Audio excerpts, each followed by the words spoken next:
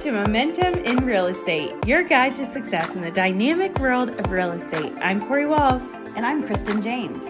Whether you're just starting out or a seasoned pro, we're here to help you reach new heights. Success in real estate comes from learning, growing, and serving others. Join us as we dive into strategies for lead generation, marketing, market trends, and client relationships. Get ready to ignite your momentum and achieve your goals in real estate. Let's dive in and unlock your full potential. This is Momentum in Real Estate. Welcome, everybody. Meet Jan Kimbrough Miller, a former medical professional turned real estate powerhouse who knows how to listen and deliver. With 25 years as a clinician and business owner, Jan brings unmatched dedication and expertise to every client. As a certified negotiation expert and local market guru, she thrives on helping people achieve their real estate dreams with precision and care. Jan's philosophy: no shortcuts, no wasted time, just results. Ready to get where you want to be? Jan's here to show you the way. Welcome to the podcast, Jan. Hey, thank you so much for having me. We are so excited. So let's start by, what is your real estate story in your own words? Oh my. Well, just like a lot of people in real estate is my second career.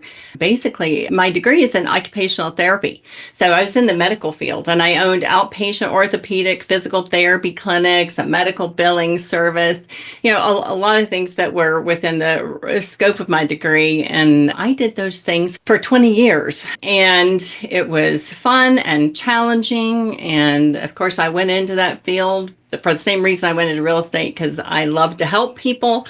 But, I got out about the same time managed care started going crazy. And so instead of clinicians having control of what patient care looked like, the insurance companies started to control that. So it was just an amazing, basically divine intervention that my younger brother, 7 years younger than me, he had been in the pharmaceutical industry and his wife passed away.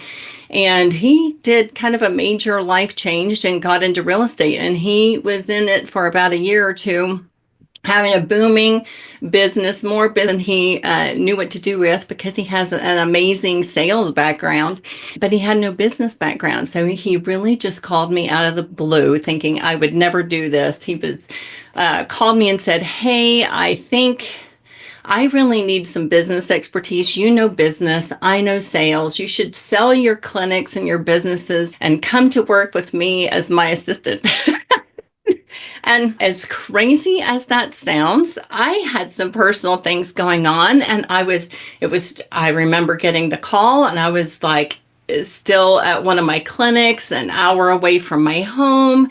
And I was like, I am nervous about this, because being a helping person, I'm not at all the traditional sales personality.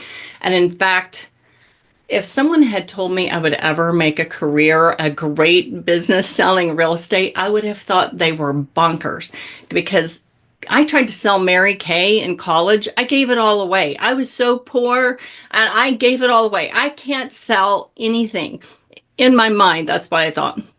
But I thought, oh, this is timely. This is one of those things that comes to you. It's like a decision point in your life. It's like, I talked to my husband and said, let's do this. So really, I took a year, sold my businesses, transitioned, other people into the right spots while I worked as his assistant and putting into place systems and things to help the business end, and then eventually got my license the following year. So it was an interesting journey. And everybody said, "Oh my gosh, you've got a strong personality. Your brother has a strong personality. You guys, this is not going to last. You're going to go out on your own or whatever." But it's been 20 years and it's been wonderful. We're best friends and we're a perfect kind of combination. That's amazing. I love that. That's such a unique kind of partnership. Now, tell us about your brokerage experience real quick. Have you been with the same brokerage ever since you got your license? Have you bounced around? So we started with Remax, and although we changed franchises within the same town, we are still with Remax. And again, it's one of those things that there's been a million times over the years, because we do a very, very high volume. We've been approached a million times to start our own brokerage or whatever. And we always look at it, we always evaluate it. But frankly, all those things that are involved with that don't seem very fun to either he nor I. It's like keeping escrow accounts and, managing all these agents. We have agents we manage, but, it's just all the responsibility of that. I did it for 20 years. That was one of the criteria, actually, when I met with my brother. It's like, the only way I'm going to do this is I don't want to do Or that big tax. business kind of thing. So we have always been under the umbrella of Remax. So That's with our own team. So we have the Kimbrough team under the umbrella of Remax. awesome. That's great. And so how long was that again? One more time? Well, in real estate, about 20 years. My brother's been in 20 years. I've been in 18. That's amazing.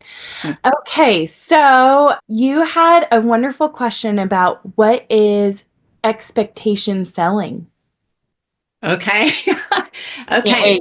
wait. Here we go. This is the fun part, really. After years of doing this, and actually, we kept getting asked, how is it that a little tiny company like Dave and I and our agents, how do we do in a little tiny town? Our population's 150,000. How in Colorado, Western Colorado, how do we do this much business, as much business as we do? And honestly, because I've only been in the medical field and then to here, I just really didn't realize how necessarily the rest of the world did business. And when we started evaluating it, it's like we needed to tell other people how to do that, because it's like we really do have systems that nobody knows about. So what happened was, sorry, it's the long answer to what is expectation selling. But what Dave and I did, my brother, he and I went to a lot of coaching, all the biggest and best coaching when we first got in the business. And everything was a lot of what it kind of still is, a lot of scripts and dialogues and overcoming objections and really hoping that you've kind of remembered the decision tree about all the different things they could possibly throw at you and all the different responses that you might could have. And hopefully what they ask is something that you have prepared for. So it was a very reactive approach to business that we were being taught. And from the get-go, we thought that doesn't feel right. What is effective for us is a proactive approach to real estate, which is nothing we ever got taught in any coaching that we have done throughout the years. So what expectation selling is, it's a beautiful thing. It is basically a system for changing your business from being in a reactive mode of memorizing bunches of scripts and dialogues and trying to be prepared for every detail to a proactive mode of doing business, so that all the fires and chaos that are normally associated with real estate, that's the stereotype of realtors, those things don't happen because you solve the problems before they happen. So in the process of solving, if you solve those problems beforehand, you get rid of a ton of wasted time and communication, things that people have just accepted are part of the nature of the business, the things that keep you from having a life work balance, that are just, the constant phone calls, Friday night and Sunday going on listing appointments and all those things that are kind of you do because you're in a reactive mode. You get the call, they want to meet on Sunday. Okay, sure, I'll meet on Sunday. So expectation selling is a approach to doing business that is proactive rather than reactive, so that you save more time than you ever know that you are wasting right now, and you put time back in your day. So the beautiful part about that, as we started developing this, after we realized, okay, we need to share this, because this is not what we took for granted, is not common knowledge. The beautiful thing about it, one of our partners, so it's my brother, myself, and then an agent who used to work on our team. And The beautiful thing about this is, unlike a lot of the other coaching systems or stuff that feel like you have to be a certain type of personality to really implement those things, or, I'm a helper, it doesn't feel comfortable to me to say, oh, here, sit on this porch and envision yourself with your glass of wine. And, can't you see yourself? It's like all that stuff was not me. I just could not sell anything that way. So what this does is it really translates across all personality types. It doesn't matter what your personality type is. This system is effective. It doesn't matter how old you are. Mason on our team, I believe both of my children are older than he is. I think he might be 30. He has different goals. He's got a different personality, but the system has been incredibly effective for him. And then my brother, the same thing. He had twins later in life. So we were all in different stages of life and different personality styles and business styles. But this translates across all of those and is effective for anybody. So that was a long answer to your short question. No, that's awesome because, yeah, we were both really interested in sort of hearing you unpack, what it is and, yeah, just how it came to be. And I would imagine, we talk a lot about expectations in our line of work, and the more we can get ahead of them, the less disappointment we encounter, both, as agents and for our buyers and sellers. Can you give us, maybe it'll be a high level kind of example, but let's say you're working with buyers. How do you take this expectation selling approach on the buyer side? Can you kind of walk us through that? Yeah. So with expectation selling, we've kind of broken it. You're totally exactly right about, that if you look at real estate business and how most agents spend their time and where their energy gets spent, it is with responding to chaos. It's the late night phone calls. Hey, I drove by a house. We really need to go see this. Or my sister drove by a house. I haven't seen it yet, but can we go look? All of these things that put you in the reactive mode, and where people get disappointed and start to feel like their agent is not responsive or doing a great job. It's when they have an expectation that is usually unstated that doesn't get met. It is the difference between what somebody is thinking they're going to get and what they actually experience. And so the goal is to align their expectations with what the experience is really going to be. So with a buyer, there's lots of layers to it because at each stage in the transaction, whether it's a buyer or seller, you have to get those expectations in alignment with what the experience is going to be. And that dampens the chaos. So let's say, in the situation of a buyer, we have some tricks that we use, some tips that we give you with expectations selling. But what we explain to them is just the process of finding a house. And then we have some things like, I call it a mystery tour, where to make it efficient on the buyer side, typically, agents say, how many bedrooms, how many bathrooms, what's the lot size, blah, blah, blah. You get their criteria and you start on this big house hunt. And we hear agents saying, oh my gosh, I've been working my tail off for these people. I have shown them 20 houses, 30 houses. It's like, in my mind, I'm like, oh my gosh, you're doing something wrong. If you're showing that many houses before you get a contract, you've missed it somewhere along the way. So it's some very specific systems for clearly honing in on what it is that the buyers want, especially if the husband and wife are on different pages. A lot of times they don't even know it. And that's what gets you to that 20 showings. It's like, wait a minute, they were never on the same page, although they thought they were. So I use, like in that case, what's called a mystery tour. The first inkling I get that there's a difference between, let's say, what the husband and wife are envisioning, I do a mystery tour. And that is, I don't tell them what we're going to see.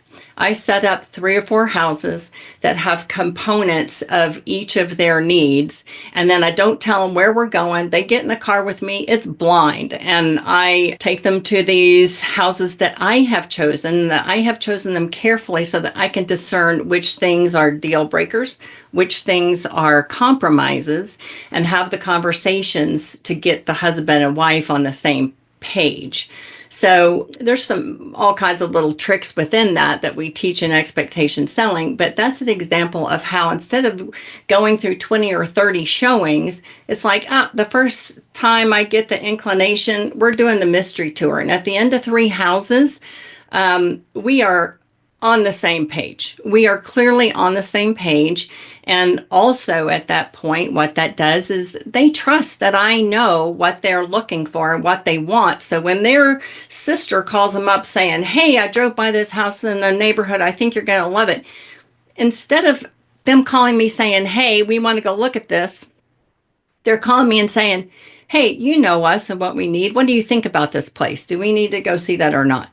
And they trust me to say, you know what? Yes or no. You know what I mean? So it's a lot about creating efficiency. And we have in expectation selling quite a few just tips and tricks for kind of cutting to the chase quickly to make that so that, I'm under contract in no more than 7 showings. I rarely go beyond that. It's usually 3 or 4 because it's all about being efficient in setting them up and helping the client get a full understanding of everybody's expectations. But I was just going to ask if, do you have a very structured, intentional, it seems like it'd be kind of lengthy, like buyer consultation, where at the front end of the process, when you're getting to know these potential buyers, are you kind of laying the foundation for how you're going to work together and sort of beginning to unearth those expectations? Is that happening like in the first meeting, or does that sort of get unpacked over a series of meetings? No, you're totally on it. Yes, it's not lengthy, but it's very intentional. Mm-hmm. So it's not just a chat about bedrooms and bathrooms and whatever. Again, in expectations, we take through and teach people the kinds of questions to ask, how to ask them to get past the superficial answers and drill down quickly to their motivation, their obstacles or hurdles, the things that they would normally not speak.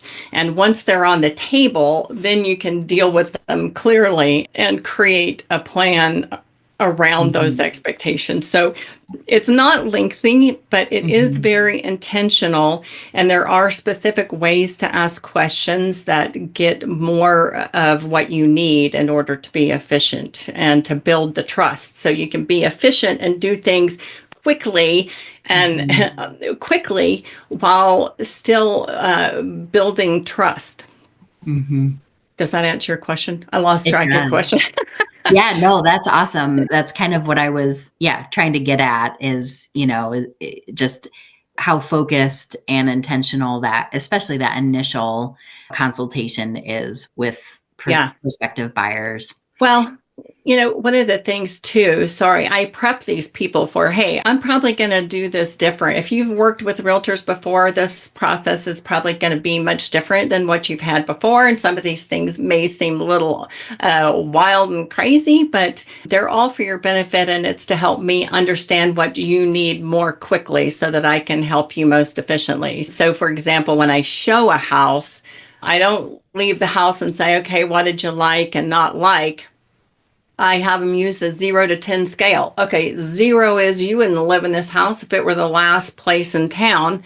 And 10 is it is your perfect, it's the perfect house for both of you. And then prep them with, okay, the odds of us finding a 10 are slim. So what we're going to do is after each showing, I'm going to have each of you rate it without talking to the other one. I want the rating just out of your gut, 0 to 10. And then after each house, I can have the conversation with them together about, okay, what made that a 6 for you? And what made that a 3 for you? And that helps them communicate with each other in ways that they normally never would, and helps me really hone in quickly on the things that are really deal breakers versus things that either one of them could compromise on. Oh, that's so good. This is so similar to how Kristen and I have a mentor that has taught us this exact same Hmm. sort of Yeah. situation. But I wanted to just add here and then kind of hear your strategy with this. And my buyer consultations, I show them the MLS, which I think a Hmm. lot of real estate agents don't do. And I Yeah. have found that very, very valuable so that they understand what I'm looking at and what search criteria I have at my Yeah. fingertips. Yeah. And that's more of a, I love this verbiage that we use all the time. Like, I'm going to show you and not tell you. Like, Yeah. I'm going to show and not tell, because sometimes people will come to us in our Western North Carolina area and be like, for 500,000, I would like a 4-bedroom with 3,000 square feet and 2 acres. Yes. It's just not possible. In a mountain view, but not a steep driveway. Yeah. Yes, that's And I want a deal. I want a deal. And a deal. Yeah. Yeah. I don't want to be upside down. I want a deal because I think the interest rate. Yeah. It's like, yes. Yeah. So I love that aspect of my buyer's consultation that I added last year, because it's just like what you're saying, but I love the next step of, I'm going to blind show you 4 homes, because I think you can easily get caught up in showing them multiple homes and trying to be reactive and trying to get ahead of them. It's so, so true.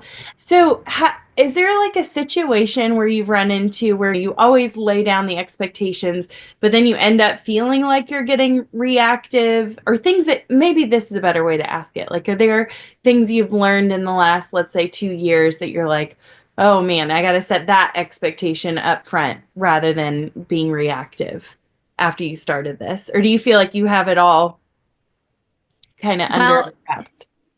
Well, that's an interesting question, because I've kind of always operated like this, because I ran businesses that had a similar, although they were medical, had a similar level of interaction with people and problem solving and planning and having to get trust and buy-in early and quickly, all that kind of stuff. But what I do know about realtors, having watched them and hired them and worked with them, is that we are our own worst enemy in terms of getting into that reactive mode. Because, like you're saying, even when agents try to set the expectations, a lot of agents are conflict avoidant. And so when people violate whatever the agreement was, the agent is quick to cave and just do the things we're trying to avoid. And then once you do that, I mean, you might as well have never set any expectations. You've actually reinforced them undoing everything that you set. So, like, one example, it's hard. And it's hard for me because I am a helper person. My tendency is to not set boundaries, because it's like, I just know I can help them. I want to help them. I want to. So it's hard for me. But for example, phone calls. Here's something I do. And people at first are like, oh my gosh, I can't believe that. But it works so great. Let's say I set the expectation for communication of, okay, if you call me and I don't answer, make sure to leave me a message so that I can call you back, because I get a lot of phone calls during the day, and sometimes they're selling health insurance, they're selling Zillow leads, they're selling a million things. So I don't look and see my missed calls every day. I don't call them back. So if you want me to call you back, leave me a message. And if I don't pick up, it's because I'm with somebody. So then you always have those people who call you because they feel desperate. They call you, you don't answer, they hang up, and then they call you right back again. They just keep calling. It's like, oh, she didn't answer, I'm going to hang up. I'm going to try her again and again, and 3 or 4 times. In that case, it's like, what do you do? Most agents relent, and they're like, okay, shoot, they've called me 3 or 4 times. I'm at dinner with, on Friday night. I better answer this. And then it'll be like, well, they've had 3 beers and they're wondering why their house hasn't sold. And it's like, really, do you need to do this at 8 o'clock on Friday night? But that is their thing. I'm my own worst enemy if I pick up that phone and reward them for doing what we had agreed wasn't going to happen. So what do is I ignore it. Even if I could pick it up at that point, I can't. I won't, because that will be me not keeping my end of what the agreement was that we had made about how we're going to communicate. And I won't call them back that night. If they don't leave a message, I won't call them back at all. And so then the next time they're like, hey, I called you last night and you didn't call me back. My answer is, oh my gosh, so did you leave a message? Because I didn't get a message. So if you don't leave me a message, I don't know. So did you leave me a message? Well, no, I didn't leave you a message. Well, okay, yeah, that's why I didn't call you back. I didn't know. So you just have to, agents buckle. And even when they set the expectations, if people are not agreeing or behaving in accordance with them, 9 times out of 10, it's because the agent has rewarded them for not, the agent hasn't done what was agreed to be done. Does this make sense? Which is how you get on these, even if you try to set the expectation, once you violate it, all bets are off and you're back in that reactive mode. And that's what they're expecting you to be. Yeah, you just helped me tenfold, because I literally have so many missed calls throughout my day. And if you don't leave me a voicemail, I'm not calling you back. It's not happening. Or a text, And then I think back to some of the voicemails that I'm hearing in our area from other realtors, or a faster way to reach me is text me at this number or something like that, which is another great option. I love that. So helpful.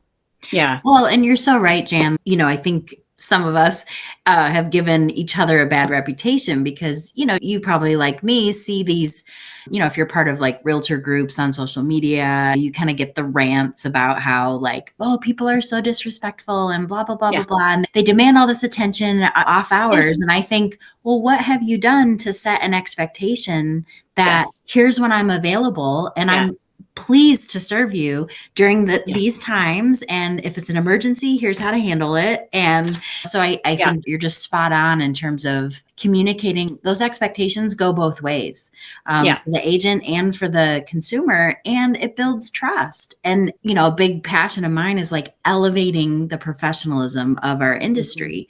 So we say, we're not just at your beck and call, that this is a job. And so I have my working hours and when I'm on, and then there's going to be times when, sure, do we need to be flexible sometimes and of course adapt to situations?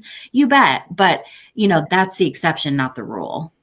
Well, we have part of expectation is helping people learn to wordsmith setting those expectations so they don't come across as inflexible and jerky. It's like I'm at the office Monday through Friday from 8 to 6. And then evenings and weekends, I generally spend with my family. So you can set those parameters and people will generally respect them. And you can say, that allows you also to know that I'm going to be communicating with you during regular business hours. I'm not going to be interrupting your dinner on Friday night to talk about something that's routine.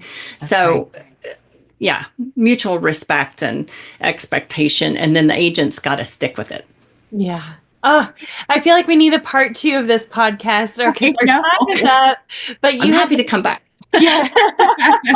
Yeah, honestly, it would be really, really interesting to dig deeper. And I think you've got a real gold mine here in terms of this approach, and it can benefit the seasoned agent and the new agent alike. So it's so good. Yes, thank you so much for being here, and we'll see you next time. Great. Can I just let you know right quick? Hopefully we have time for this, but our team, we've set aside a discount intro to this course that we've picked out 3 biggest time wasters for agents and given you solutions for those. So, your listeners can go to expectationselling.com/discount. And they can get those. That'll give them a taste of what we're all about. I love that. Thank you so much. That's a real gift, and I hope people will take advantage of that. Great. Thank you. Thank you. Have a good day. You too. Thank you so much for joining us on this episode of Momentum in Real Estate. We hope you found valuable insights and strategies to propel your real estate journey forward. If you enjoyed today's episode, be sure to subscribe to our podcast and leave us a review. Your feedback helps us continue to deliver content that resonates with you. Remember, success in real estate is about continuous learning, growth, and serving others. Keep that momentum going and watch your business thrive. Until next time, keep pushing forward and bringing your real estate dreams to life. This is Corey Wall And Kristen James signing off from Momentum in Real Estate.